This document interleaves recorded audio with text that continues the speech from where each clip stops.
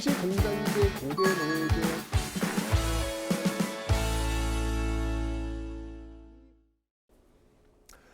네, 안녕하세요 여러분들. 역사는 차차창. 자, 네, 이제 개념 강의가 거의 다 끝나갑니다 여러분들. 그런 말이 있더라고요. 가끔은 사이비 희망보다는 정직한 절망을 가질 필요가 있다.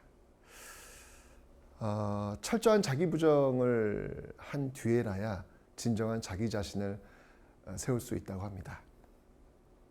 추운 겨울 다음에 따뜻한 봄이 오는 것이 아니라 추운 겨울 그 사이에 이미 봄은 오고 있다라는 말과 일맥상통한다고 하죠. 여러분 인생을 살면서요 많이 힘들고 어려울 때가 분명히 올 겁니다.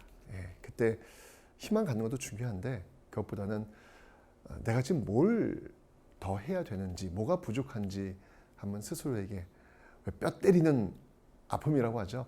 스스로에게 한번 물어보면서 그에 대한 처방을 갖고 그 다음을 준비하는 것. 이게 진정한 희망이 아닐까. 즉 정직한 절망 속에 우리는 희망을 찾을 수 있지 않을까라는 생각이 듭니다. 여러분들 힘내십시오.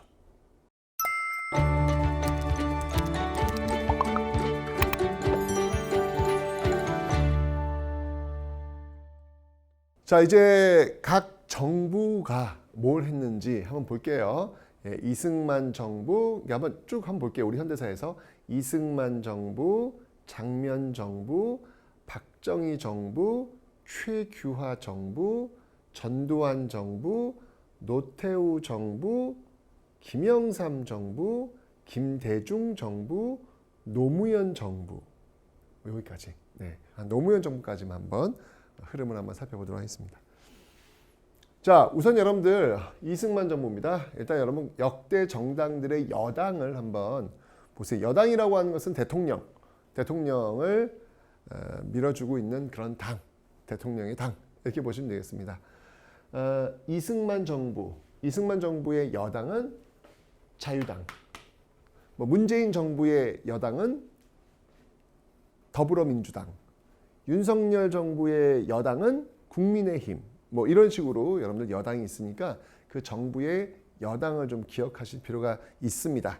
그래야 그게 키워드가 될 수 있어요. 이승만 정부의 여당은 자유당, 박정희 정부의 여당은 공화당, 전두환 정부의 여당은 민정당.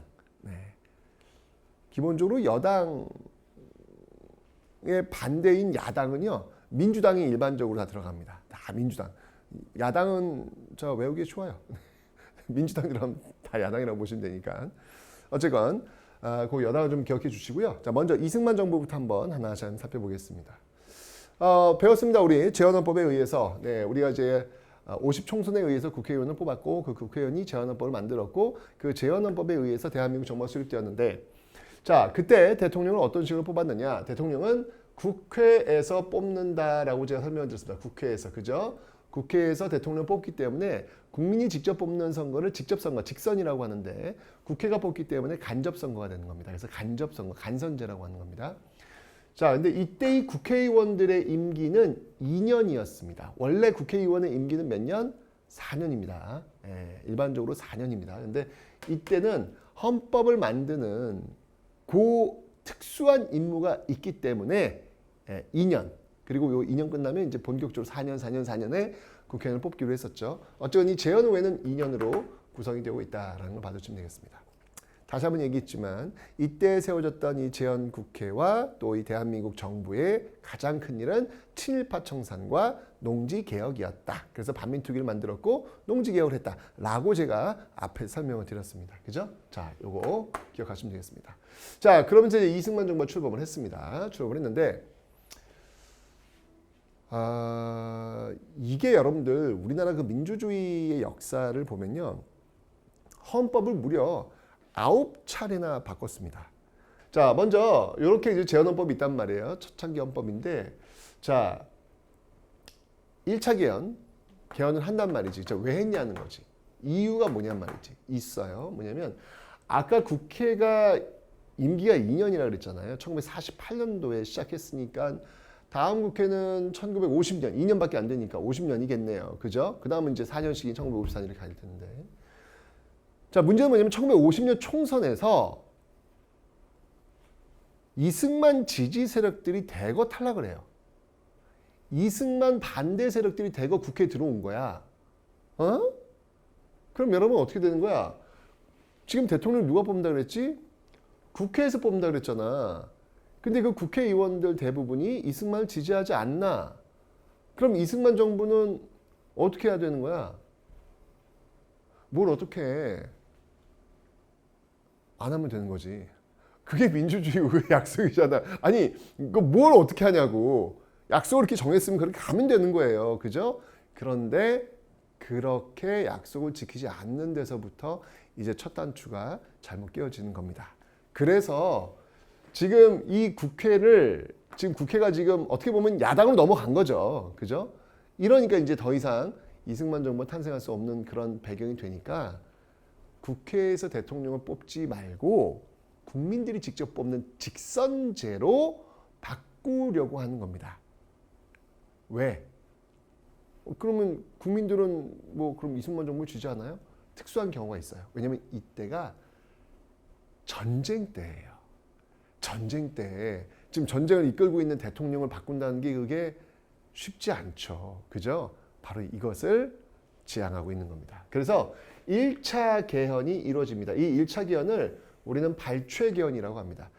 사실은 뭐 국회의원들의 역할, 즉 의원 내각제 요소도 좀 가져오고 대통령 직선제 요소도 가져오고 대통령제도 좀 가져오고 대통령제와 이 내각제라고 하면 아무래도 이제 집권당, 그 당의 어떤 그 힘을 많이 실어주는 그 시스템이거든요. 요 두 가지 시스템을 같이 섞은 거야. 근데 본질적으로는 대통령 직선제야. 이게 핵심이야. 이게 핵심이야. 그래서 대통령 직선제의 개헌안을 내놓습니다. 그럼 일단 개헌안을 내놓으면 그걸 통과시키는 건 어디야? 국회잖아요. 헌법을 통과시키는 거, 그죠? 동의하겠어? 안 하겠지, 당연히. 안 하겠지. 지금 이승만을 지금 지지하지 않는데 지금 이 국회가, 그죠? 그래서 어떻게 했냐면 그 국회의원들을 잡아가지고 협박을 하는 거예요. 이걸 뭐라고 하냐면 바로 부산 정치 파동 사건이라고 합니다. 출근하고 있는 이 국회의원들을 차에 타고 통근버스, 그 통근버스 달랑 들어가지고 차를 들어가지고 끌고 가가지고 지하실로 끌고 가서 엄청난 협박. 그 협박 속에서 결국은 1차 개헌, 발췌 개헌을 통과시킵니다. 그것도 비밀 투표도 아니에요. 예. 찬성하시는 분 일어나시죠. 뭐야? 그럼 내가 찬성인지 아닌지 다 아는 거야? 네. 이런 식으로 해가지고 그 공포 분위기 속에서 전쟁 중에 6.25 전쟁 중입니다. 6.25 전쟁 중에 이 개헌안을 통과시킵니다. 예. 그러면서 이승만 대통령, 이승만 정부가 다시 탄생을 한 거예요. 자, 어쨌건 이승만 정부는 목적을 달성했네요. 그죠? 자, 그러니까 여러분 보세요. 지금 대통령이 한 번 됐죠. 이승만 정부는 한 번 됐죠. 근데 또 됐죠. 2번 된 거예요. 그죠? 네, 그럼 어떻게 되는 거예요? 네, 끝난 거야. 2번 했으니까 이제 재헌헌법에 의해서 한 번 했고 1차 개헌에 의해서 한 번 했으니까 2번 했잖아. 4년 2번 했단 말이야. 네, 끝이야. 그럼 어떻게 해야 돼? 뭘 어떻게 해? 그만두면 되는 거지. 그거 약속이라니까. 근데 이게 지금 너무 당연한 상식이 안 지켜져요, 이게. 예. 또 집권을 연장하려고 하면은 어떻게 해야 돼? 또 헌법을 고쳐야 되는 거예요. 왜 여러분들 헌법을 9번이나 고쳤는지 이제 느낌이 빡 오시죠? 정해진 약속, 정해진 룰, 이거를 지키지 않았기 때문에 이런 사단이 벌어지는 겁니다. 자, 지금 대통령 2번 했기 때문에 이제 할 수가 없거든요. 그러자 다시 헌법 개정안을 내놓습니다. 이게 이제 2차 개헌이라는 건데요. 우린 이 2차 개헌을 뭐라고 하냐면 4.4.5입 개헌이라고 합니다. 자, 이 4.4.5입 개헌은 더 황당합니다. 이 발췌 개헌은 국회의원들을 협박하면서 통과시켰고요. 이 4.4.5입 개헌은 정말 이 황당한 황당한 사건을 만들어 가지고 이것도 통과시킵니다. 자, 4.4 오입견 이건 이제 이 내용은 뭐냐면요. 대통령을 어떻게 보냐면 초대 대통령에 한해서 초대 대통령은 누구야? 뭐 이승만 정부 아닙니까? 그죠? 집권하고 있는 그 대통령에 한해서는 중임 제한을 없앤다라는 거예요. 이 중임이라고 하는 건 뭐냐면 그러니까 한 번 더 할 수 있는 거 있잖아요. 예. 그럼 끝나는 거잖아. 그러니까 8년 하면 빨리 하면 끝나는 거잖아. 이 제한을 없애겠다는 거예요. 뒤집어 얘기하면 이승만 대통령은 죽을 때까지 대통령 선거에 나갈 수 있도록 하겠다는 거예요. 초대 대통령에 한해서 중임 제한을 철폐한다. 죽을 때까지 대통령 선거에 나올 수 있도록 한다. 이게 바로 4.4 오입개헌안. 이게 통과되겠습니까? 국회에서 부결됩니다. 안 된다는 얘기예요. 203 국회의원 203석 3분의 2 헌법은 3분의 2가 돼야 3분의 2 이상이 되어야 통과가 되는 거잖아요. 그죠? 자, 이게 몇 표가 나와야 되는 거예요. 요거 계산해 보면은 135.333이 나와요. 그러면 이제 빰빰빰 가는 거야. 야, 그러면 이제 이게 몇 표가 나와야 통과가 되는 거죠? 몇 표가 나와요? 3분의 2 이상이어야 되니까 몇 표 나와야 돼요? 감독님? 네, 136표. 네, 이거 뭐 초등학생들도 풀 수 있는 어떤 그런 문제죠. 그래서 136표가 나와야 통과. 뚜껑을 열었는데 이게 드라마 작가가 이런 식으로 작가의 글을 쓰면 아마 욕먹을 거야. 뚜껑을 열었는데 찬성표 135표가 나온 거야. 야, 한 표가 모자라. 한 표가 모자라가지고 결국 부결됐어요. 부결됐는데 이제 안 되는 거야. 대박. 며칠 뒤에 어느 수학자를 통해서 아니다. 203의 3분의 2 이상은 135다. 라는 논리가 등장을 합니다. 이게 무슨 말이냐면 사람은 자연수만 존재한다. 소수점은 존재하지 않는다. 0.3이라는 사람이 어딨냐? 사람은 1, 2, 3 자연수만 존재할 뿐이다. 근데 지금 135.333이니 이 소수점에 대해서 4.4 오입 원칙을 적용해야 된다. 4.4 오입은 뭐예요? 반올림 얘기하는 거예요. 아니면 버리라는 얘기죠. 0.3이니까 반올림이 된다, 안 된다? 안 된다. 그러니까 이거는 버린다. 즉 203의 3분의 2 이상의 사람 수는 135다. 뭐 이런 회개한 논리를 들고 와가지고 135라는 거예요. 그래서 부결된 개헌안을 다시 통과를 시키는 거예요. 어쨌건 이 방법을 통해 가지고 결국 통과시킵니다. 그래서 결국 이승만 정부가 또 연장이 되는 거예요. 사실 이제 이승만이라고 하는 그 이름은요, 어찌 보면 우리나라 그 독립운동의 그 한 획을 그었던 인물입니다. 대한제국 시기부터 활동했던, 그리고 일제강점기, 그러니까 개항기, 일제강점기, 현대사, 이 근현대사를 관통하고 있는 인물이 이승만입니다. 그러니까 그 이름이 갖고 있는 국민들이 어떤 그 충성도라고 할까? 이게 있어요. 있기 때문에 일단 대통령 선거에만 나가면 가능성이 굉장히 높단 말이죠. 워낙 인지도가 높으니까. 그죠?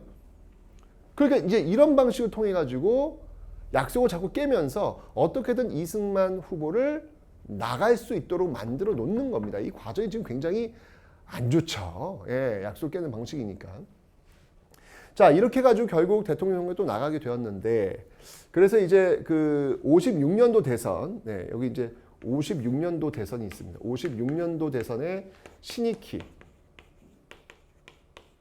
야당 후보, 민주당 후보가 되겠죠. 그 다음에 이승만.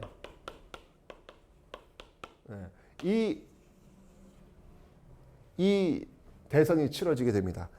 이때 이 야당의 그 구호가 뭐였냐면요. 못 살겠다 갈아보자예요. 못 살겠다 갈아보자. 여러분들 역대 대선 중 역대 대선 중 최고의 선거 구호는 못 살겠다 갈아보자. 이걸 뛰어넘는 구호는 아직까지 나오지 않았습니다. 1956년 대선에 있었던 못 살겠다 갈아보자. 야, 이거는 뭐 명확한 슬로건 아니겠습니까, 여러분들? 그죠?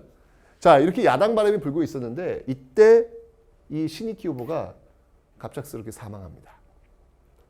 심장마비, 사망하게 됩니다. 결국 이제 이승만 후보가 대통령에 당선되는 그런 모습을 보이게 되는 것이죠. 그런데 이때 이 조봉암이라고 하는 또 다른 후보가 있었어요. 있었는데 이 조봉암 표가 의외로 많이 나왔어요. 많이 나오니까 이제 이승만 정부에서도 이 조봉암에 대한 견제가 들어간 거지. 나중에 이제 어떻게 하는지 알아? 죽여요. 야, 이 무슨 대통령 선거 나왔다가 떨어지면 죽냐? 말이 안 되잖아요, 그죠? 이 당시에는 뭐 그런 분위기입니다, 이게 지금. 자, 그러면서 여러분들 이렇게 56년 대선을 거치면서 이승만 정부가 계속 유지되기는 좀 만만치 않겠다라고 해가지고 이 공안정국이라고 하죠.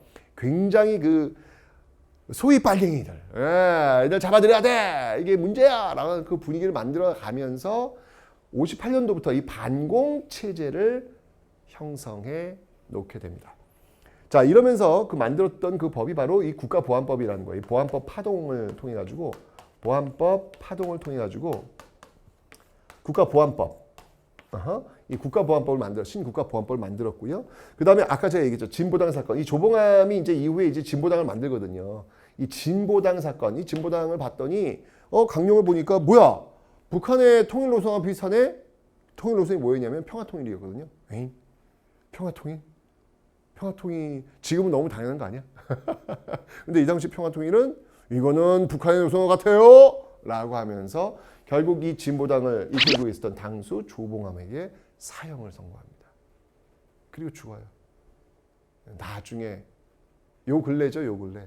다시 이 조봉암 사형 사건에 대해서 다시 재판이 이루어지면서 결국 무죄가 선언됩니다. 당연히 그 당시 언론들도 격렬하게 비판합니다. 그러면서 이 경향신문에서 이 여적 필화 사건이라고 합니다. 여적 필화 사건. 이게 뭐냐면 여적이라고 신문마다 이 코너가 있잖아요. 거기에 이제 그 글이 올렸는데 이때 이제 이 여적에서 뭐라고 하냐면 부정선거, 이 집권을 연장하려는 이 부정선거에 대한 경고를 해요. 만약 지금 보아하니 이 정부가 지금 이 정상적인 정부는 아닌 것 같은데 이런 정상적 정부를 연장하기 위해서 혹시나 부정선거를 하게 된다면 이거는 망하는 거다. 각오해라. 뭐 이런 어떤 그 글 내용이 들어가 있거든요. 결국 이런 것 때문에 경향신문을 폐간까지 시켜버립니다.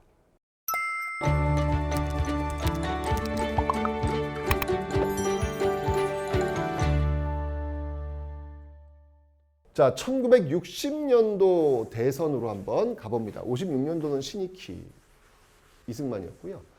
자, 1964년 뒤 1960년 대선입니다. 여기서는요. 조병옥, 그 다음에 이승만. 60년 대선입니다. 60년 대선. 네, 또 치러지게 됩니다. 대통령 후보들. 여기 뭐 당연히 이제 민주당, 야당이 있고, 여기는 이제 자유당, 여당이 되겠죠. 자, 그런데 이제 문제가 생겼어요. 어떤 문제가 생기냐면, 당신 여러분들 이 대통령 선거뿐만 아니라 부통령 선거도 같이 합니다. 지금은 없죠, 우리가 부통령이. 근데 이 당시엔 대통령, 부통령이 있었어요. 야당 후보에는 장면. 이건 56년도 대선도 마찬가지예요. 여당 후보에는 이기봉. 이렇게 있었거든요. 여기가 이제 정, 여기가 부예요. 자, 근데 여기서 이제 어떤 문제가 발생하냐면 만약에 대통령 유고시, 그러니까 대통령이 죽게 되면 그 뒤를 누가 있냐면 부통령이 있도록 되어 있습니다. 선거하지 않고요. 그냥 바로 부통령으로 넘어가게 되어 있어요. 자, 근데 문제가 뭐냐면 이승만 대통령. 제가 아까 얘기했죠? 네.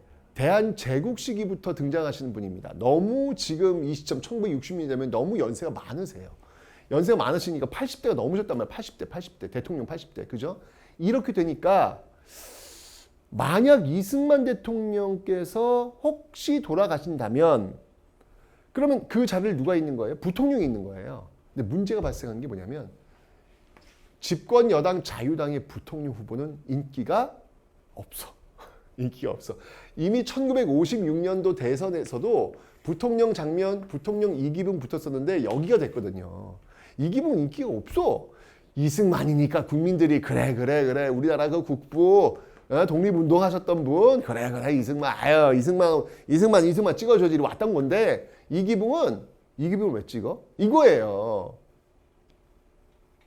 자, 이 과정 속에서 어떤 일이 벌어졌냐면 또 조병옥 후보가 사망합니다. 그러니까 이제 여기는 또 되는 거예요. 여기 대통령 당선 이제 다른 당상이 되는 거야. 자, 이제 문제는 이제 이 부통령 후보가 초점이 됩니다. 초점이. 그런데 자유당은 자신이 없는 거예요. 이기붕 부통령 후보는 자신이 없는 거야. 그러면서 어마어마한 부정선거를 저지르게 됩니다. 그게 바로 3.15 부정선거가 되는 겁니다. 이 3.15 부정선거. 자, 이 3.15 부정선거 있기 전에 사실은 이렇게 그 228 그 대구에서 228 이 대구에서 학생들이 시위를 했던 그런 적이 있습니다. 이게 어떻게 보면은 지금 우리가 이야기할 이 4.19 혁명의 도화선이라고 할 수 있는데 2월 28일 날 이때 이제 야당에서 야당의 어떤 선거 운동이 있는 대구에서 있었던 날이었어요. 일요일이었습니다. 근데 학교에서 갑자기 학생들을 학교로 나오래. 일요일 날인데. 왜요? 토끼 사냥 간대. 뭐야? 갑자기 또 어떤 학교는 시험 문제. 뭐야 이게 지금 갑자기?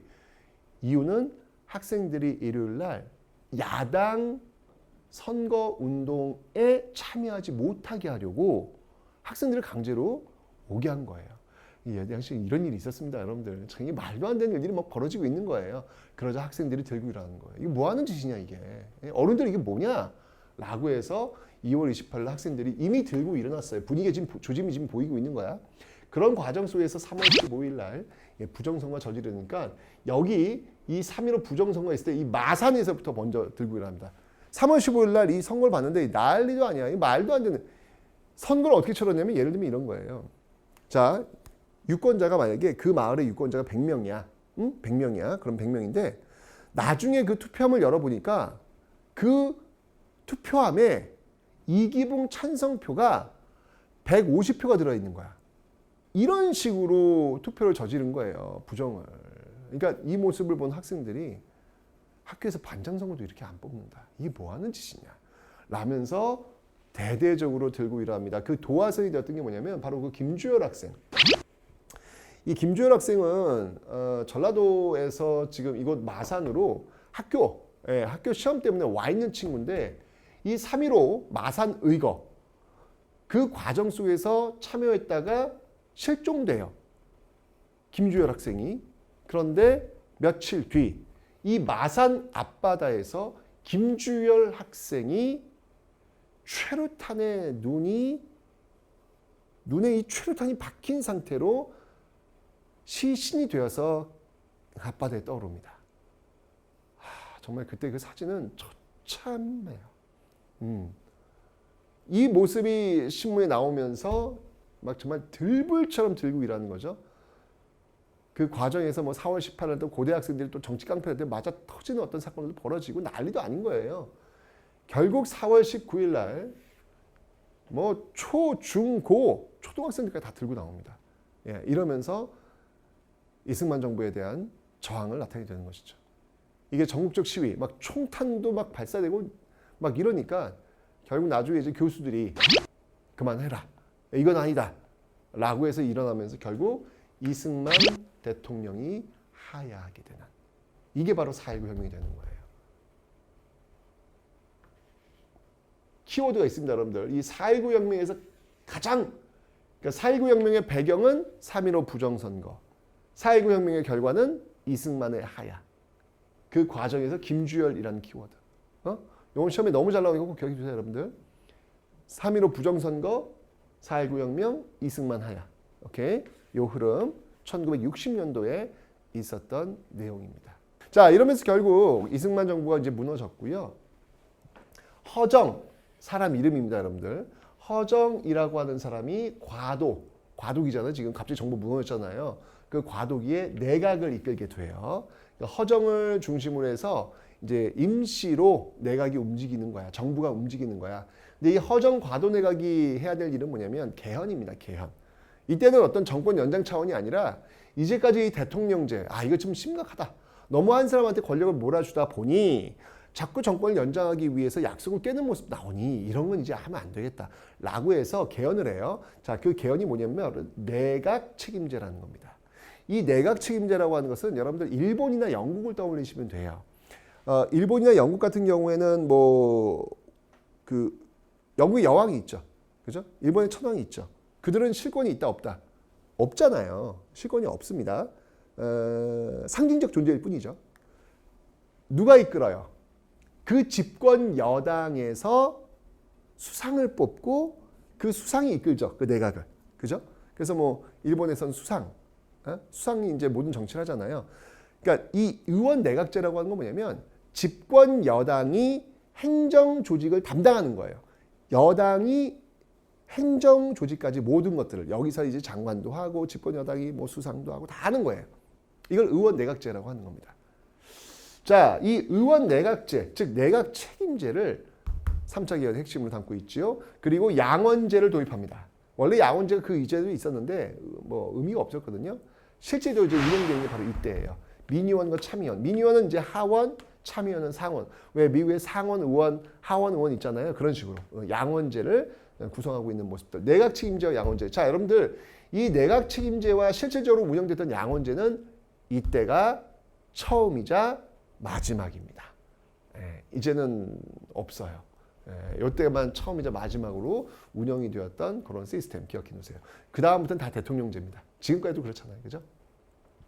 자, 이러면서 허정 과도 내각에 의해서 3차 개헌이 이루어졌고 이 3차 개헌에 의해서 드디어 장면 정부가 출범을 하는 거예요. 그러니까 민주당 정부가 출범을 한 거야.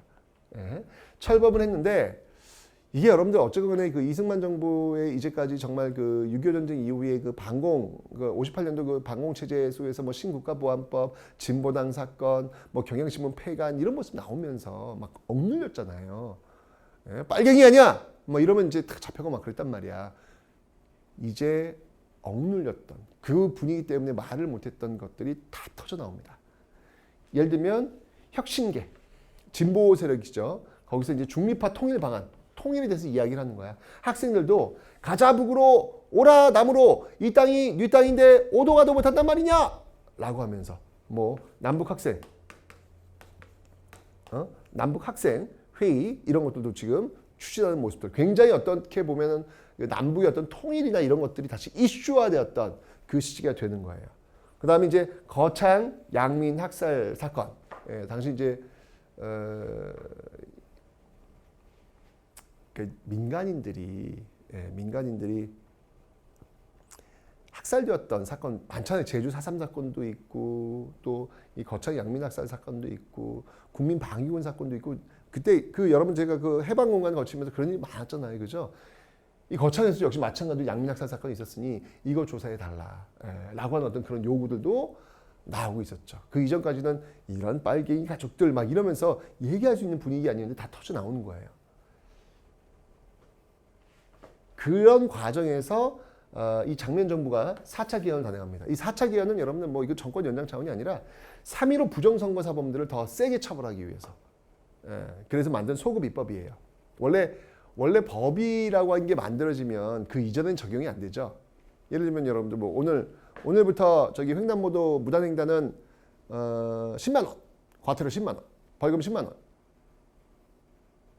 그러면 오늘부터 적용되는 거지. 어제 내가 무단횡단했는데 어제도 10만 원. 이건 아니잖아요. 그죠? 근데 이 소급 입법은 뭐냐면 과거로 돌아가는 거예요. 법이 만들어지면 과거로 돌아가서 그 법을 적용시키는 겁니다. 왜냐면 이제 3.15 부정선거 같은 이런 부정선거 사건 아주 세게 처벌하겠다라는 의지를 지금 보여주기 위한 것이죠. 요게 이제 장면 정부에서 시행되었던 겁니다. 그래서 뭐 이 4차 개헌은 뭐 시험에 거의 안 나옵니다, 여러분들. 이거는 그냥 3.15 부정선거 사범 처벌이니까.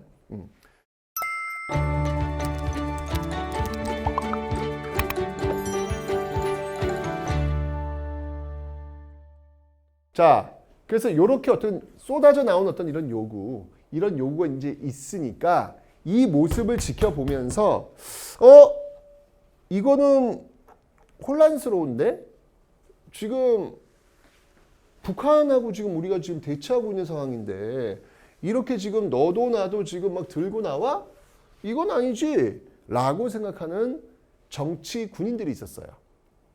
그 대표적인 정치 군인이 바로 박정희 소장입니다. 박정희 소장. 자, 이 박정희 소장을 중심으로 한 정치 군인들이 이 혼란, 그들의 어떤 그 개념이죠. 이건 혼란이다라고 규정한 거예요. 원래 민주주의는 여러분들 시끄러운 겁니다. 그죠? 그러나 이 정치 군인들은 이 상황을 혼란하다고 이제 판단한 거예요. 결국 그 정치 군인들, 박정희를 중심으로 한 정치 군인들이 들고 일어났던 것이 바로 1960년도 5.16 군사 정변이 벌어지고 있더라 라는 것이죠. 5.16 군사 정변은 이제 1961년입니다. 5.16 군사 정변이 나타나게 된 것입니다.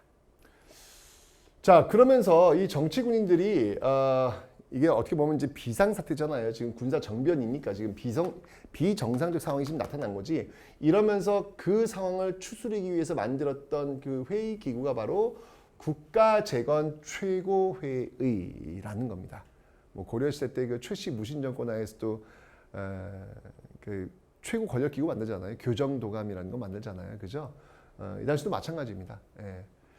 국가재건 최고회의. 여기서 이제 실질적으로 여기서 모든 것들이 결정된다고 보시면 돼요. 자, 이러면서 결국 장면 정부가 무너져요. 장면 정부 무너집니다. 4.19 혁명의 결과 만들었던 장면 정부 무너진 거야. 그리고 개헌을 합니다. 이게 바로 5차 개헌입니다. 5차 개헌. 5차 개헌의 핵심은 뭐냐면 다시 노노노노 의원내각제는 우리랑 안 맞아. 우리 스타일 아니야. 다시 대통령 직선제 가세요. 양원제 안 맞아. 우리 안 맞아. 단원제 가세요. 네, 상원 의원 지금도 여러분 우리 그런 거 없잖아요. 그죠? 여러 당들이 다당제의 어떤 그 모습들은 있지만 상원 의원 그런 개념 없죠. 이거 단원제라고 해요. 다시 단원제. 예, 대통령 직선제와 단원제. 사실 어떻게 보면 이게 지금 우리의 모습이라고 볼 수 있겠죠. 자, 이 시스템을 다시 바꾸는 게 바로 5차 개헌입니다. 5차 개헌. 자, 이 5차 개헌에 의해서 박정희 정부가 출범하게 된 것이지요. 박정희 정부는 사실 이게 비정상적 방법에 의해서 결국은 권력을 장악을 하게 된 겁니다. 그러다 보니까 명분이 필요할 거 아니에요. 박정희 정부가 내걸었던 명분은 뭐냐면 잘 살게 해주겠다는 거예요. 뭐 우리가 지금 출발이 좀 이렇게 군사정변에 의해 가지고 이렇게 들어온 어떤 그런 모습들은 있지만 우리가 잘 살게 해주겠다는 거예요. 근데 중요한 건 뭐냐면 잘 살게 해주려면 뭐가 필요해? 뭐니 해도 머니가 필요하죠, 여러분들. 돈이 있어야 뭘 할 거 아니야. 그래서 이 박정희 정부는 무슨 일이 있더라도 경제 성장을 위해서는 돈이 필요했기 때문에 제가 볼 때는 정말 수단과 방법을 다 가리지 않은 것 같아요. 그러니까 시드머니, 뭔가 좀 뭘 하려면 뭐 기본적인 돈이 필요할 거 아니야, 그죠? 그래서 그걸 어떻게 확보를 하냐면 일본과의 수교를 하면서 그 시드머니를 확보합니다. 그리고 베트남의 우리 군인들이 정말 목숨 내걸고 싸운 그 피값이죠, 피값. 그 피값으로 또 시드머니를 또 만들어냅니다. 이렇게 이제 일본과 수교를 하려고 하는데 문제는 뭐냐면 일본이 사과를 안 해. 자, 지금 일제 35년 동안 우리를 식민지로 만들었던 그들이 식민지에 대해서 사과도 하지 않고 우리랑 수교를 한다고? 그냥 돈 받고 끝내라고? 이건 너무 굴욕적인 거지. 그 돈 몇 푼 받고 일제 35년 그들의 사과도 받지 않고 그들과 다시 손을 잡는다고? 미친 거 아니야? 라고 하면서 학생들이 들고 일어난 거예요. 4.19 혁명 때도 학생이 있지 않습니까? 여기도 마찬가지로 학생들이 어마어마한 시위가 벌어집니다. 여러분 여기 이걸 이제 64년도에 6.3 시위라고 하는데요. 여러분 이게 얼마나 대단했으면 계엄령까지 떨어지겠습니까? 자, 이러면서 한일 수교 반대 이 시위가 6.3 시위에서 벌어지게 됩니다. 그때 나왔던 구호가 이제 민족적 민주주의의 장례식 뭐 이런 어떤 그 단어도 나와요. 사실은 5.16 군사정변 박정희에 대해서 나름 지지하는 어떤 그런 모습들이 있었어요. 왜냐면 그 앞에 있는 이 정부들이 뭐 워낙 안 좋은 모습을 많이 보였기 때문에 뭔가 새로운 어떤 그 모습을 보여줄 수 있을지도 모르겠다. 예. 그래서 정말 그 민족이 중심이 하는 민주주의를 한번 만들어 볼 수 있는 그 기회가 아닌가? 뭐 이렇게 어떤 지지하는 사람들이 있었는데 딱 일본의 사과 없이 이렇게 수교하는 모습을 보고 아니구나. 민족적 민주주의 박정희와 같은 정치 군인에게 걸었던 그 기대를 거둬들이는 거예요. 장례식. 이런 표현을 쓰는 거예요. 이러면서 엄청난 시위가 벌어지게 됩니다. 하지만 결국 진압을 하고 한일 수교를 진행을 합니다. 김종필 그 책임자가 이제 김종필, 일본에서는 오이라 이런 사람들이 이제 중심이 되어가지고 한일 수교를 이뤄내고 있다. 이 김종필 오이라 그 수교 과정 속에서 그 메모에 보면요, 독도 문제가 나와요. 독도 문제 어떻게 할 거냐? 그냥 이거 골치 아픈데 그냥 폭파시켜 버리자. 이런 얘기 나올 정도. 우와. 아니 정말 그냥 간담을 서늘하게 하는 그런 이야기들이 막 여기 있었습니다. 왜냐하면 지금 박정희 정부는 이제 제일 중요한 게 뭐냐면 경제 성장이었거든요. 수단과 방법을 가지지 않고 경제 성장한다. 돈이 있어야 된다.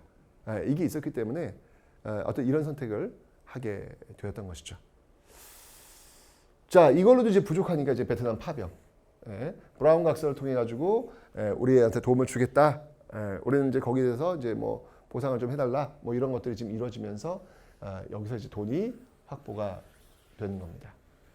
이제 나중에 설명드렸지만 이렇게 확보가 되면서 경부 고속국도도 이 비용으로 이제 놓게 되는 거예요. 그러면서 이제 이 땅에 이 동매에 물류가 돌게 되는 거죠. 자, 이렇게 해가지고 이제 돈을 확보를 했던 그런 모습들이 보여지면서 이 당시에 박정희 정부는 지지를 받습니다. 경제성장이 지금 60년대 60년 경제성이 쭉쭉쭉 이루어지고 있거든요. 지지를 받게 됩니다. 자, 그 과정에서 1968년도입니다. 이게 지금 68년도. 1968년도는 정말 우와, 이 아마 북한과 어마어마한 이 대결 구도가 만들어집니다. 1968년 121 사태. 이걸 121 사태라고 하는데요. 대박. 북한에서 김신조를 중심으로 한 무장 공비들이 김신조가 그때 잡혀갖고 이제 그런 얘기 하죠. 너 왜 왔니? 했더니 박정희 목을 따라왔수다. 이런 얘기를 하는 거예요. 무장 공비들이 청와대 거기까지 거기 비상까지 내려왔어요. 세상에나. 1월 21일 이런 일이 벌어집니다. 이건 뭐 엄청난 사건이 벌어진 것이죠. 그리고 이틀 뒤 또 어떤 일이 벌어지면요. 미국 배입니다. 이 푸에블루호가 동해상에서 북한에 납치가 됩니다. 여러분들 이때 미국하고요, 북한하고 전쟁 일보 직전까지 갔어요. 근데 이제 미국이 당신이 베트남 전쟁에 이제 빠져 있다 보니까 여기서 또 전쟁을 펼치기는 좀 힘들었던 거야.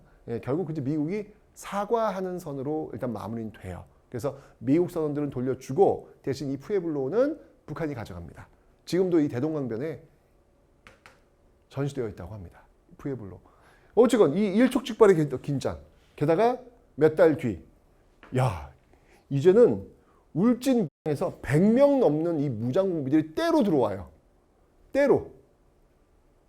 난리도 아니야. 지금 68년도는 정말 남북 관계가 가장 긴장 관계로 빠지고 있는 그런 시점이었습니다. 그러니까 막 그냥 이때 막 그냥 집회가 무찌르자 공산당, 무찌르자 김일성 막 그냥 연일 열리는 거예요.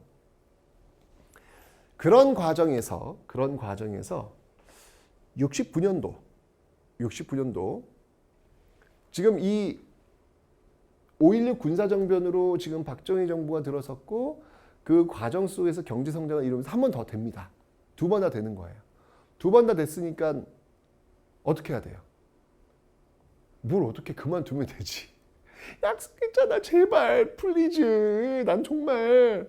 근데 또 마찬가지로 이렇게 우리가 경제 성장을 했으니 마무리를 짓겠습니다. 한 번만 더. 한 번만 더. 또 이러는 거예요. 한 번만 더. 이게 바로 69년도에 있던 삼선 개헌안이라는 겁니다. 삼선. 원래 이제 딱 2번 하고 끝나는 건데 한 번만 더. 한 번만 더 대통령 선거에 나올 수 있는 기회를 달라. 이게 삼선 개헌안이죠. 결국 이 삼선 개헌안을 통과시키고 대통령 선거가 치러집니다. 그때 이제 붙었던 게 이제 박정희 대 김대중이에요. 김대중. 근데 여기서 박정희가 압도적으로 이기질 못해요. 이기긴 이기는데 표차가 별로 안 나. 이때 이제 박정희 정부로서는 굉장히 실망을 했죠. 야, 너무한 거 아니야? 아니, 이렇게 경제 성장을 좀 일어났는데 압도적인 지지가 있을 줄 알았더니 표차가 별로 안 나. 이렇게 되면서 이 박정희 정부는 나름대로 뭔가 새로운 방법을 고민했던 것 같아요. 자, 이런 과정에서 어마어마한 사건이 70년대에 터집니다. 바로 1972년이었죠. 72년도. 당시 중앙정보부장 이후락이 7.4 남북 공동성명이라는 것을 발표합니다. 72년도에. 뭔가 했더니 남과 북이 통일한데 통일 원칙이 있대. 자주적, 평화적, 민족 대단결에 의해서 통일한대. 뭐야? 아니 지금 국민들 지금 어떤 분위기인지 알죠? 뭐 찌르자 공산당, 뭐 찌르자 김일성. 근데 갑자기 통일한대. 이건 또 무슨 뒤통수야? 이 7.4 남북 공동성명. 당시 그 실세 중에 실세했던 이 중앙정보부장 이후락이 청산가리 두 알을 가지고 왔다 그러죠. 김일성을 만날 때 혹시 자기가 잡히거나 고문받으면 청산가리 두 알을 깨물고 죽으려고. 예, 그 정도로 아주 그 손에 땀을 쥐는 그 긴박한 과정 속에서 이루어졌는데 결국 김일성과 만나가지고 7.4 남북 공동성명을 발표하게 되었던 것입니다. 자, 이건 정말 쇼킹한 사건이었죠. 그런데 이 7.4 남북 공동성명 7월 달에 이걸 발표하고 10월 달에 어마어마한 사건이 터집니다. 그게 뭐냐면 또 개헌을 하겠다는 거예요. 7차 개헌. 그 개헌이 바로 그 유명한 유신헌법이라는 거예요. 자, 이 유신헌법이 뭐냐면요. 지금 우리가 북한하고 통일을 해야 된다. 그런데 자칫하면 우리가 북한에 의해서 적화 통일될 수도 있다. 이 중요한 시기에 우리 어떻게 해야 돼? 대통령을 중심으로 똘똘 뭉쳐야 돼. 지금은 비상시국이야. 통일을 이루기 위해서 우리는 비상 상황을 우리는 운영할 수밖에 없어. 그러니 지금은 비상 상황이니까 대통령한테 힘 몰아주자. 이게 유신헌법의 내용이에요. 말은 이렇게 하는 거지 뒤집어 얘기하면 뭐예요? 독재 정권 만들겠다는 얘기예요. 대통령한테 모든 힘을 밀어주는 말도 안 되는 민주주의 사회에서는 있을 수 없는 그런 정부를 만들어서 가겠다는 것이죠. 이게 유신헌법의 본질. 그러니까 결국 무슨 말이에요? 7.4 남북 공동성명으로 분위기를 만들어 놓고 유신헌법을 통해서 권력을 쭉 이어가겠다는 이 유신헌법 내용이 뭐냐면 이제 대통령 직선제 안 하겠다는 거예요. 그냥 자기들끼리 마음에 맞는 사람끼리 모아가지고 박수해서 99% 당선! 99%를 여러분들 들어보셨나요? 저희 북한에서 하는 거 아닌가요? 우리 사회에서 99%가 가능합니까, 여러분들? 그죠? 근데 이걸 만들어내겠다는 얘기예요. 대통령이 죽을 때까지 박정하겠다는 얘기예요. 7.4 남북 공동성명 분위기 만들어 놓고 지금 그 분위기 가겠다는 얘기입니다. 지금 이게 유신헌법이에요, 유신헌법. 자, 내용 볼게요. 자, 대통령 간선제, 대통령 임기 6년. 근데 6년은 의미가 있다, 없다? 없다. 왜? 대통령이 체육관에서 이제부터는 체육관이에요. 이제부터는 체육관, 이제부터 그 유명한 체육관 대통령이 등장을 하는 겁니다. 체육관에서 사람들 모아놓고요. 소위 그 통일 주체, 통일 나오잖아 지금. 7.4 남북 공동성명 이 통일 주체 국민회의를 열어가지고, 근데 이 통일 주체 국민회의에 참여하는 사람들이 다 그 정부 그 지지 세력들이거든요. 그래서 여기서 박수 치고 대통령 뽑겠다는 거예요. 그러니까 6년이 의미가 없어. 나 좋아하는 사람들끼리 모이는데 6년 뒤에 나 좋아하는 사람들이 또 박수 치면 되는 거 아니야.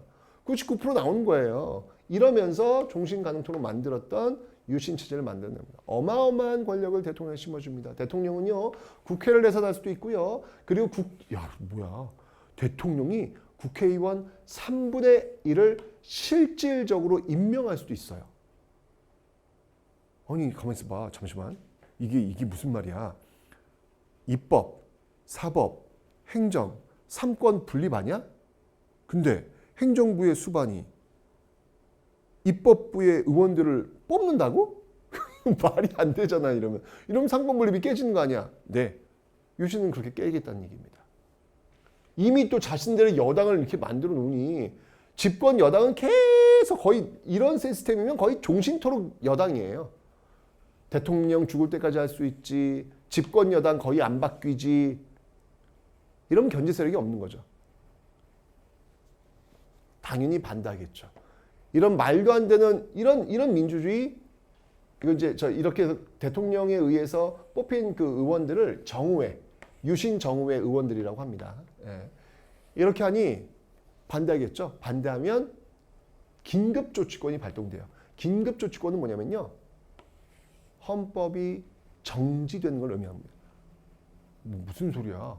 아니, 헌법이 정지된다는 게 말이 돼? 헌법은 최상위법인데 어떻게 이게 정지돼? 긴급조치권이 발동되면 헌법을 정지시켜요. 영장 없이 사람을 잡아들일 수도 있고요. 그냥 감옥에 쳐넣을 수도 있고요. 완전 인권 유린되는 겁니다, 여러분들. 이게 바로 유신체제입니다. 완전 비상식적인 헌법이 이 7차 개헌 유신 헌법이더라. 유신헌법이 나오게 된 그 배경 이해하셨습니까? 그럼 7.4 남북 공동성명이라는 그 배경 속에서. 근데 여러분 이거요, 되게 웃긴다. 북한의 김일성도 똑같이 한다. 유신헌법 우리 이게 공포할 때 그때 북한도 똑같이 사회주의 헌법을 통해 가지고 김일성도 권력 다 몰아줘요. 그러니까 남과 북이 지금 7.4 남북 공동성명 이후에 똑같은 독재 시스템을 만들어내는 거예요. 이러면서 이 70년대 겨울 공화국이 시작이 된 것이죠. 장발, 남자들은 머리를 기를 수가 없습니다. 네, 머리가 기른 장발족들은요, 길거리에서 군인들한테, 경찰들한테 잡혀가지고 길거리에서 머리를 잘라요. 네, 그리고 여기다가 이렇게 길거리에다 세워놔요. 저는 장발족입니다. 그리고 여성들 미니스커트, 아가씨 일로 와봐 하고요. 남자 경찰이 자로 무릎 속에다가 자를 집어넣어요. 무릎에서 그 치마까지 길이가 어떻게 되는지 그 재려고. 생각해봐.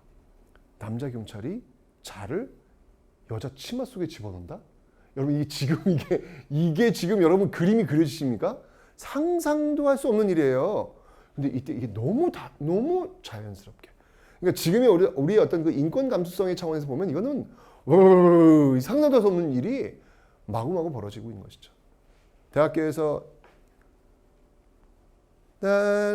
라라라라라 세 명이서 기타 치죠? 그러면 이제 와요. 잡아가요. 왜 기타 쳤냐고. 네? 와 이런 모이면 안 되는 거야. 모이면 또 이 정부 비판한다 뭐 그런 얘기 이제 한다는 얘기죠. 모이지 못하게 하는 거예요. 이런 일들이 70년대 제4공화국 겨울공화국에서 보여지고 있더라라는 것이죠. 당연히 이에 대한 저항이 있습니다. 언론인들이 앞서서 이건 아니다 라고 해서 이 동아일보에서 비판적 기사가 많이 나와요. 많이 나오면 어떻게 한다? 네, 그 공간을 다 지워버립니다. 정부 비판 기사는 다 지워버리는 거예요. 이게 무슨 일제강점기도 아니고. 그러면 어떻게 해요? 하얀 여백으로 나가는 거예요. 그런데 그 비어있는 공간을 채워내는 사람들이 등장합니다. 그게 바로 그 시대를 살았던 아무개들. 동아일보를 지지합니다. 유신체제를 반대합니다.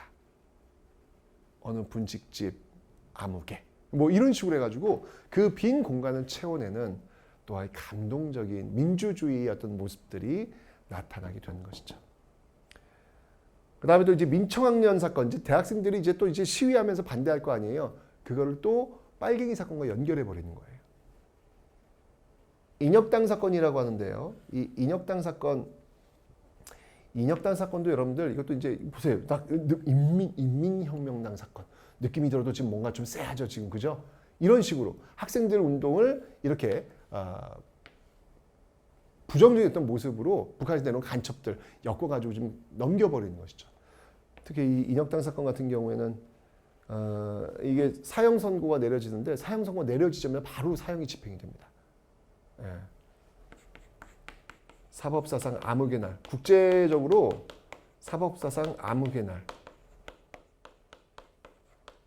사형 선고 내려지자면 바로 사형이 집행되면서 사법사상 암흑의 날로 이게 규정된 어떤 그런 모습들도 있었죠.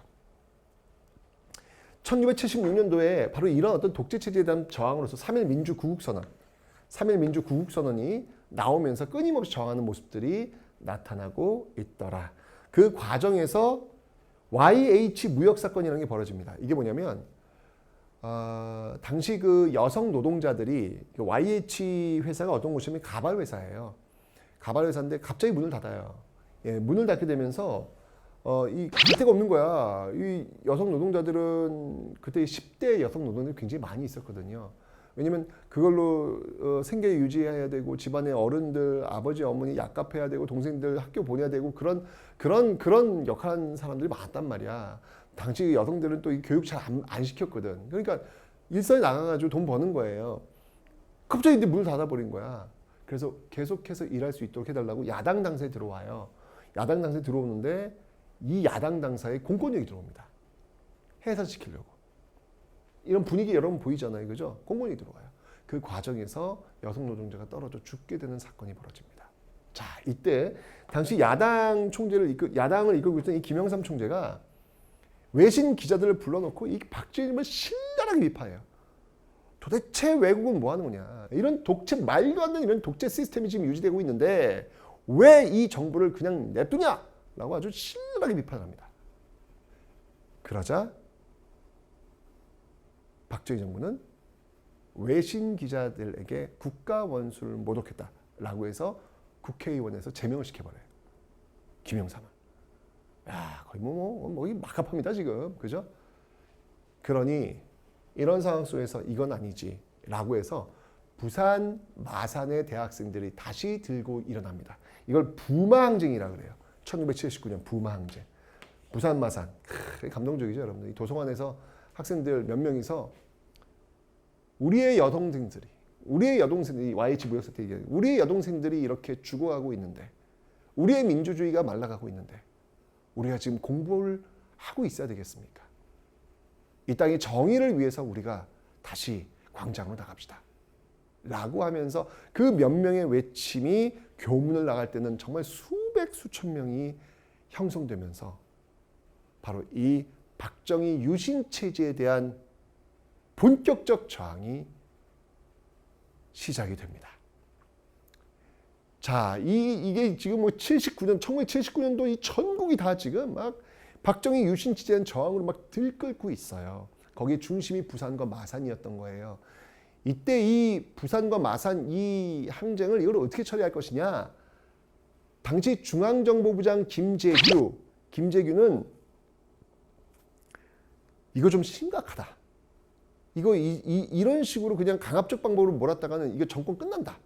뭔가 좀 우리가 이 필요한 유화책이 필요하다라고 좀 유화책을 좀 제시한 쪽이었고 당시 그 차지철 대통령의 최측근 중에 측근 차지철은 각하 걱정 마십시오. 탱크로 밀어버리겠습니다. 5.16 군사님 때 같이 했던 행동대장이 차지철이거든요. 이러면서 김재규와 차지철이 대립하게 되는 거예요. 그러니까 이 박정희의 오른팔과 왼팔이 부딪히게 되는 것이죠. 그 과정에서 김재규가 차지철과 박정희 대통령에게 총을 쏩니다. 이게 바로 1979년 10월 26일 12.6 사태라고 하는 것이죠.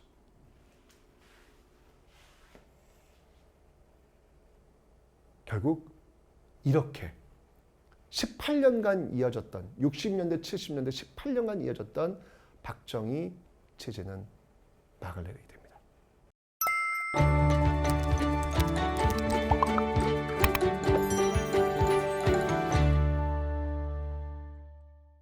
자, 이렇게 되니까 이제 민주주의가 오나 보다. 다들 그렇게 생각할 거 아니에요. 이제까지 이거 70년 억눌렸던 이게 이제 튀어나올 거 아니에요. 그죠? 자, 이때 박정희를 닮은 또 다른 정치 군인이 등장을 합니다. 그게 누굴까? 그게 바로 전두환입니다. 전두환, 노태우를 중심으로 한 신군부가 등장을 합니다. 그 박정희 대통령에게 총을 쏘았던 김재규를 수사하는 과정에서 권력을 장악했던 이 전두환, 역시 소장이에요. 투스타. 하극상, 일종의 쿠데타죠. 1979년 12월 12일 12.12 사태를 일으키면서 권력을 장악하게 됩니다. 또 한 번의 군사 정변이라고 보면 되는 거예요. 자, 이러면서 지금 대통령이 지금 유고 지금 서거하셨잖아요, 그죠? 그 뒤를 해서 국무총리 최기화가 유신 체제에 의해서 또 이제 아직은 헌법이 유신이니까 통일주체 국민회의에 의해서 최기화 정부가 체육관에서 출범을 합니다. 일단은요, 하는데 지금 이렇게 신군부가 지금 등장을 했고 이 신군부가 유신 체제를 계속 유지하겠다라고 하는 의지를 보이게 되니까. 전국에서 지금 다 시위가 이제 벌어지는 거예요. 엄청나게 그만 가라 이제 군인들 물러가라 나오는 것이죠. 전국에서 그죠? 자, 그런 과정 속에서 1980년 5월 17일 물러가라고 했던 그 대상 그 신군부 정치 군인들이 오히려 계엄령을 전국으로 더 확대합니다. 자, 이런 과정 속에서 광주가 타겟이 됩니다. 여러분들 5.18 민주화 운동은요, 광주만 했던 게 아니에요. 이 시점에서는요, 광주도 시위를 하고 있었고, 서울도 시위를 하고 있었고, 부산도 시위를 하고 있었고, 대구도 시위를 하고 다 같이 하고 있었던 거예요. 다 하고 있었던 거예요. 거기에 광주가 타겟팅이 된 거예요. 그러니까 여러분들 서울이 광주가 될 수도 있었던 거고요. 부산이 광주가 될 수도 있었던 거고요. 대구가 광주가 될 수도 있었던 겁니다. 거기에 광주가 타겟팅이 된 거예요. 그래서 우리는 광주에 빚을 지고 있다고 얘기하는 겁니다. 왜? 그거는 우리가 될 수도 있었기 때문에. 광주가 그 역할을 대신한 거예요. 그래서 이건 어느 한 지역의 문제가 아니라는 겁니다. 광주만 했던 게 아니니까요, 이게. 결국 계엄령하에서 시위를 누르는 과정 속에서 이 광주가 타겟팅이 됩니다. 이걸 우리는 바로 5.18 민주화 운동이라고 합니다. 5.18 민주화 운동에서 외쳤던 건 딱 하나입니다. 계엄령 그만둬라. 계엄군 물러나라. 그리고 유신헌법 이제 철폐하라. 체육관 대통령 이제 더 이상 못하겠다. 이거 아니겠습니까, 여러분들? 그죠? 그러면서 이 계엄군이 투입이 된 거예요. 계엄군이 투입이 되었고 군인들이 시민들에게 총을 쏜다는 건 이건 상상도 할 수 없는 일이 또 벌어진 거예요, 지금요. 그죠? 그런 과정 속에서 시민군이 형성이 되기까지 했죠. 여러분들 이 5.18 민주화 운동을 이런 방식으로 진압했던 전두환 정부. 끊임없이 5.18 민주화 운동의 딜레마에 빠지게 됩니다. 결국 그 5.18 민주화 운동이 완성된 게 언제다? 그게 1987년 6월 항쟁으로 완성되는 거예요. 그래서 5.18 민주화 운동과 6월 민주화 항쟁은요, 이게 분리되어 있는 게 아닙니다, 여러분들. 이건 5.18 민주화 운동에서 씨앗을 뿌린 그 열매가 1987년 6월 항쟁에서 열리게 된 거예요. 유신체제 철폐하라. 네, 이게 이제 이후에 대통령 직선제로 오게 되는 거. 이 6월 항쟁으로 연결되는 거거든요. 자, 어쨌든 이 5.18 민주화 운동의 어떤 그 모든 기록들은요, 유네스코 세계 기록 유산으로 등재될 정도로 굉장히 그 가슴 아픈 또 그 시대를 증명할 수 있는 그런 내용들이 많이 있습니다. 이 5.18 민주화 운동을 이런 식으로 진압을 하면서요, 전두환 정부도 역시 마찬가지로, 이 신군부도 역시 마찬가지로 국가보위 비상대책위원회를 또 만들어요. 예, 5.16 군사정변으로 박정희 소장이 국가재건 최고회의 만들었잖아요. 국가재건 최고회의. 똑같이 여기 전두환, 신군부도 국가보위 비상대책위원회라는 걸 또 만들어요. 여기서 다 결정냅니다. 여러분. 세를 줄여서 국보위라고 합니다. 국보위. 여기서 뭐 삼천교육대 말 안 들면 잡아가지고 그냥 막 난리를 치는 거예요. 삼천교육대. 완전 인권 유린이 이루어지고 있는 거죠. 심지어는 연병장에서 여러분들 저 밥을 안 주고요. 저 구석에다가 그 개집 앞에다가 밥그릇 놔두고요. 연병장을 포복으로 기어가서 그 엎드린 상태로 그 밥을 먹게까지 합니다. 이거는 정말 이 삼천교육대 한번 끌고 갔다 오면 정신적으로 완전히 그냥 멘붕이 돼가지고 정상적 생활을 할 수 없을 정도로 만들어 버리죠. 그다음에 언론기본법을 만들어가지고 언론 통제하고, 그게 바로 이 언론기본법. 언론들을 정리해요. 정리한 과정 속에서 내가 봤던 그 채널도 날아가 버린 거예요. 이 언론기본법이 통제를 하는 거지. 이러면서 지금 한 번 더 개헌을 합니다. 8차 개헌. 이런 과정 속에서 국보위에 통해 가지고 여기 이제 전두환 정부가 일단 출발을 해요. 전두환 정부가 당연히 이것도 역시 유신 체제에 의해서 아직 지금 개헌을 안 했으니까. 그래서 전두환 대통령이 80년도에 한 번 되고 81년도에 개헌하고 한 번 더 돼요. 유신 체제가 아닌 8차 개헌에서 한 번 더 돼요. 이 8차 개헌의 핵심은 뭐냐면요, 대통령 간선제는 똑같아요. 이것도 역시 똑같이 최고에 뽑는 거야. 다만 임기는 7년 딱 한 번. 7년 딱 한 번이에요. 아까 유신 같은 경우에는 종신이 가능토록 했잖아요. 임기 6년이지만 의미 없는, 이게 단임이에요. 딱 한 번밖에. 7년 단임. 그리고 대통령 선거 인단에 의해서, 유신 체제는 통일주체 국민회의에서 대통령을 체육관에서 뽑았죠. 이제 이거는 대통령 선거 인단이 체육관에서 대통령을 뽑는 겁니다. 뭐 이름만 달랐지 똑같아요. 똑같습니다. 그러면서 제5공화국 전두환 정부가 출범하고 있다라는 것이죠. 자, 그 전두환 정부는요, 당시 어떤 이런 유화책, 지금 이게 상태가 지금 이게 정상이 아니지 않습니까? 지금, 그죠? 그러니까 이런 어떤 유화책 차원에서 통금 해제. 우리 아빠가 그때 통금이 뭐냐면 12시만 되면 밖을 나갈 수가 없어요. 그래서 그 잠결에 12시만 되면 그냥 문을 꽈다당 열고 들어왔던 우리 아빠의 모습, 술 취한 우리 아빠의 모습, 그게 어렸을 때 기억이 나요. 12시가 딱, 아니면 경찰서 가야 되거든. 근데 그게 이제 없어졌어요. 그리고 과외 금지, 학원 금지. 와, 이게 가능해, 이게? 이게 지금 이게 야, 그래서 뭐 그러잖아요. 전두환 장군만이 가능하다. 야, 이게 있었어요. 그래서 저는 그 중고등학교 다니면서 학원을 갈 수가 없었어요. 이게 그 당시에 금지였기 때문에. 과외도 물론 이제 불법적으로 암암리에 있는 모습들은 있었지만 금지였습니다. 네. 그때 해외여행이 처음으로 시작이 되었습니다. 그 당시까지는, 그 전까지는 해외여행을 나갈 수가 없었거든요. 특수한 사람들만 여권이 발급되었기 때문에. 그리고 교복 자율화. 그리고 이때 이제 중학교 의무 교육이 이루어지고요. 이때 내가 제일 좋아하는 프로야구가 이때 전두환 정부도 좋은 것도 있네. 내가 너무너무 좋아했던 만화를 뺏어갔지만 또 내가 제일 좋아하는 또 야구를 또 갖다 줬네.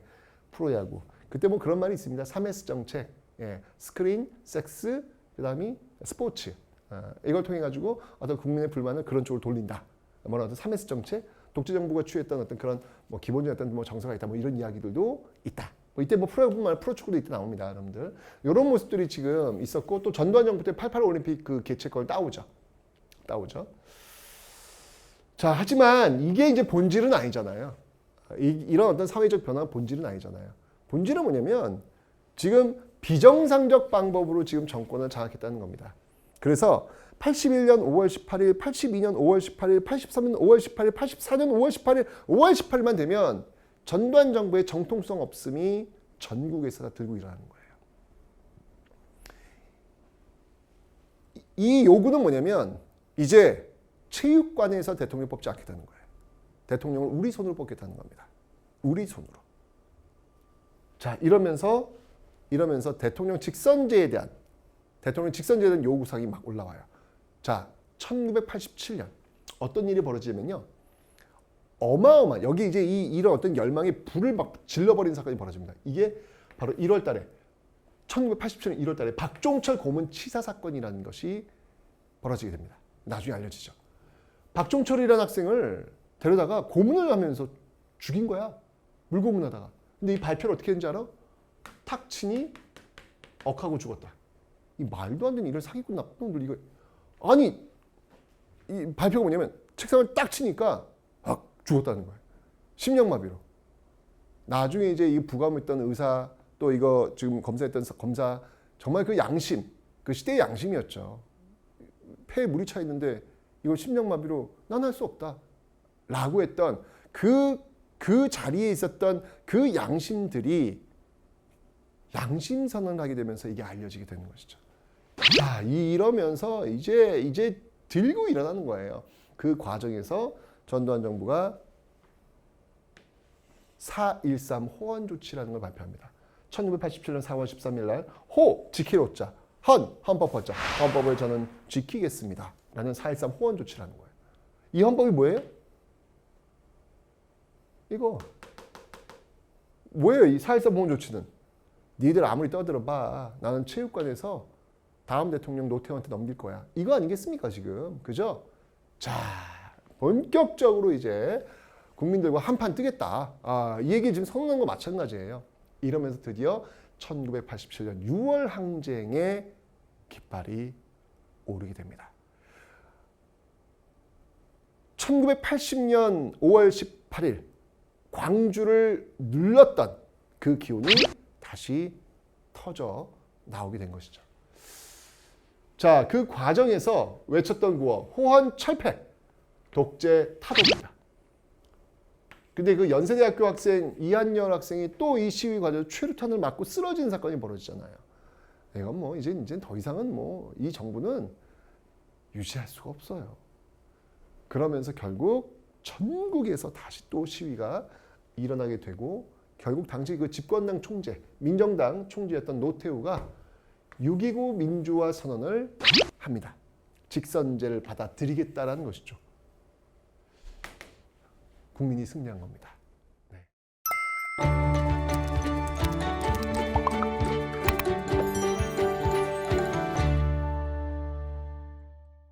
자, 이러면서 6.25 민주화 선언을 했고 9차 개헌, 9번째 개헌을 한 거예요. 9번째 개헌은 뭘까요, 여러분들?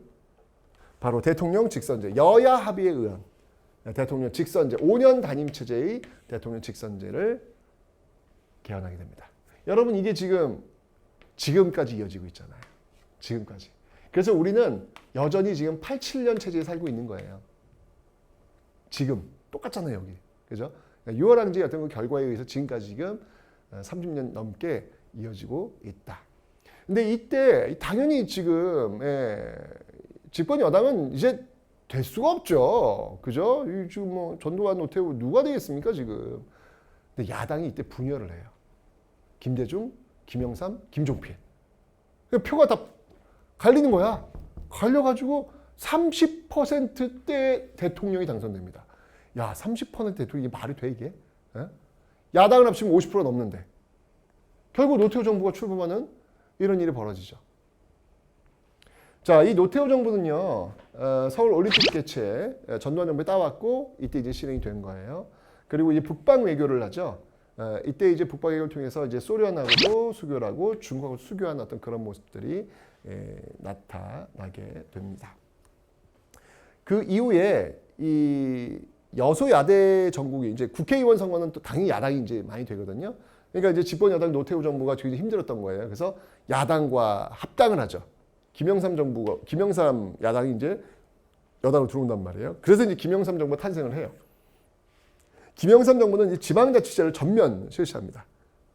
뭐 이제 도지사, 뭐 시장, 군수, 국민이 직접 뽑는 전면적 지자체가 실수해서 지금까지 이어지고 있는 것이죠. 그리고 역사 바로 세우기. 예, 이때 이 김영삼 정부에서 왜 총독부 건물 철거, 그 다음이 전두환, 노태우 법조인 세우죠. 그리고 전두환한테 검찰구형 사형 때립니다. 그리고 공직자 재산 등록. 예, 공직자가 되려면 내 재산이 얼마인지 다 발표해야 되는 거예요. 이게 지금까지 이어지고 있잖아요, 지금. 그죠? 예. 청문회 가면 재산 얼마 딱 나오잖아요.